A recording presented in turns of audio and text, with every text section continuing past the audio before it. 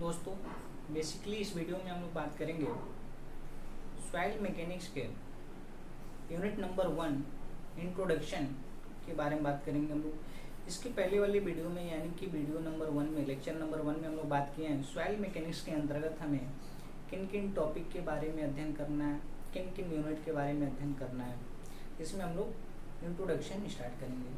तो सबसे पहले हम लोग बात करेंगे soil mechanics and foundation engineering. Soil mechanics and foundation engineering को शॉर्ट फॉर्म में SMFE के नाम से जाना जाता है, soil mechanics and foundation engineering. Soil mechanics के भी हमारे बहुत सारे पार्ट होते हैं, बहुत सारे ब्रांच होते हैं। उन ब्रांच में से एक हम लोगों को पढ़ना होता है सॉइल मैकेनिक्स। अगर मैं उन ब्रांच की बात करूं तो सबसे पहले हमारा है सॉइल मैकेनिक्स।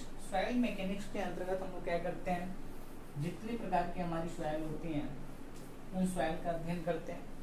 उसके बाद रॉक मैकेनिक्स। रॉक मैकेनिक्स के अंतर्गत जनरली हम क्या करते हैं, रॉक के बारे में अध्ययन करते हैं। उसके बाद सॉइल इंजीनियरिंग। सॉइल इंजीनियरिंग के अंतर्गत जनरली हम लोग क्या करते हैं, सॉइल मैकेनिक्स और जियोलॉजी, इन दोनों के बारे में हम लोग क्या करते हैं, सॉइल इंजीनियरिंग में अध्ययन करते हैं।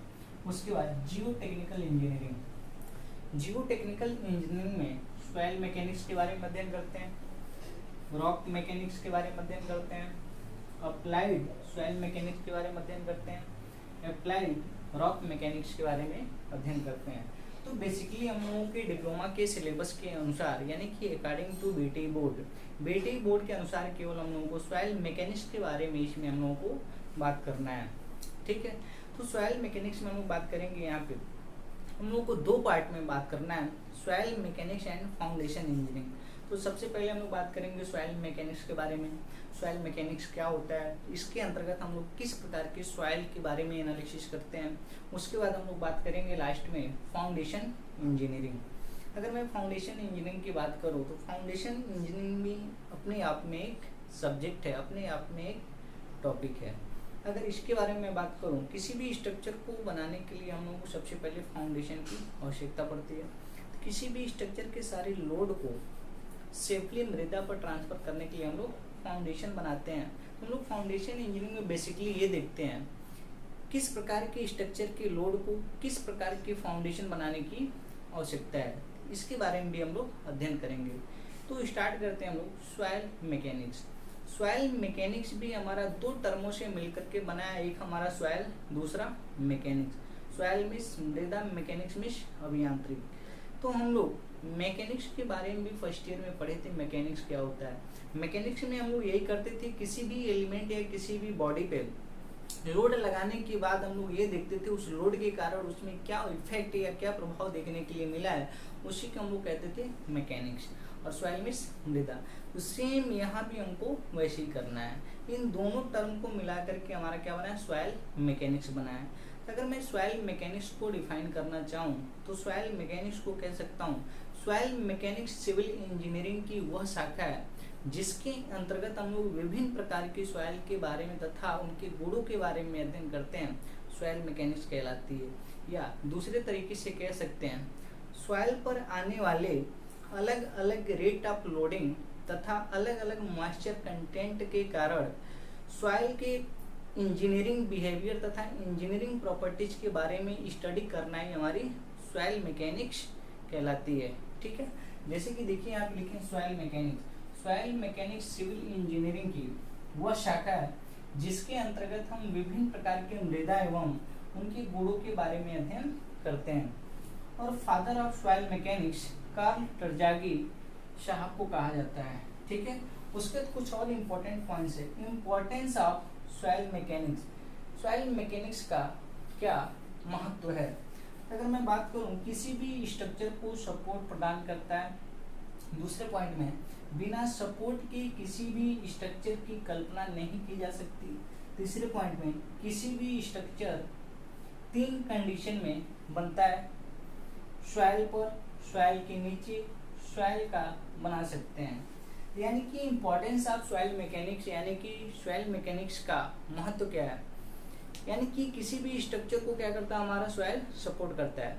चाहे आप कितनी भी मजबूत स्ट्रक्चर बना लें, कितनी बड़ी से बड़ी स्ट्रक्चर बना लें, अगर उसको सपोर्ट नहीं मिलेगा तो वो स्ट्रक्चर हमारा किसी काम के नहीं होगा, वो हमारा स्ट्रक्चर क्या होगा, फेल हो जाएगा। इसलिए क्या होता है, किसी भी स्ट्रक्चर को क्या होता है, हमारा सॉइल सपोर्ट प्रदान करता है। ठीक है। उसके बाद बिना सपोर्ट के किसी भी स्ट्रक्चर की कल्पना नहीं की जा सकती, ये भी बात सही है। ठीक है। उसके बाद किसी भी स्ट्रक्चर को बनाने के लिए कोई भी स्ट्रक्चर 3 कंडीशन के आधार पर ही बनाई जा सकती है।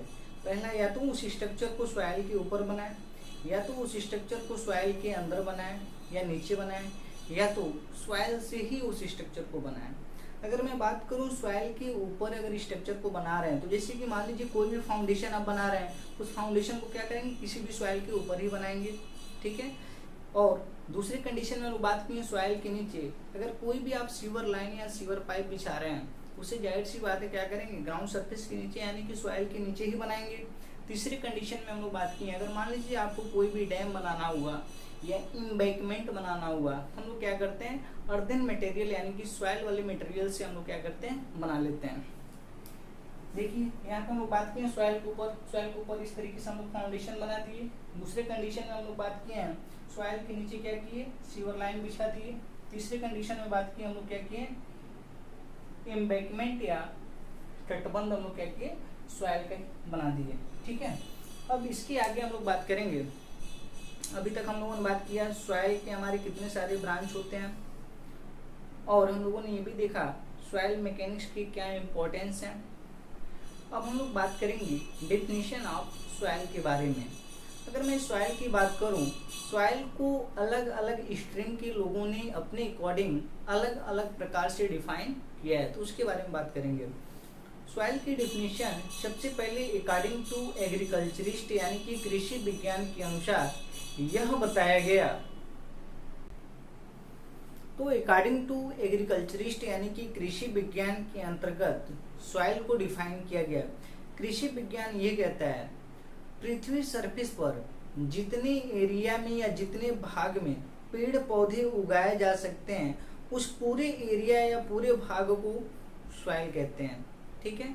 उसके बाद अकॉर्डिंग टू जियोलॉजिस्ट यानी कि भूवैज्ञानिक के अनुसार इनके अंतर्गत ये कहा गया पृथ्वी सरफेस पर पेड़ पौधे की जड़ें पृथ्वी सरफेस के नीचे जितनी गहराई तक जाती हैं, उस मोटाई में अर्थ मटेरियल को सॉइल कहेंगे।